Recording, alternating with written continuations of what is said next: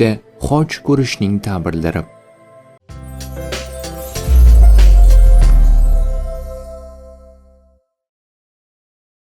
Ibn Sirin aytadiki, har kim tushda hoj sotib olsa yoki kimdir unga bersa, dinida nuqson paydo bo'lishi va kofirlarga moyil bo'lishiga dalildir.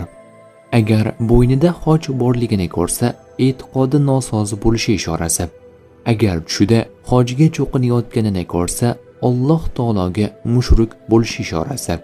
Agar tushida kimdir unga hoj berayotganini, hojni singanini yoki uni uydan tashqariga otib yuborganini ko'rsa, dini islom uning dilida mahkam va ustuvor bo'lishi va kofirlarga dushman bo'lishiga dalildir.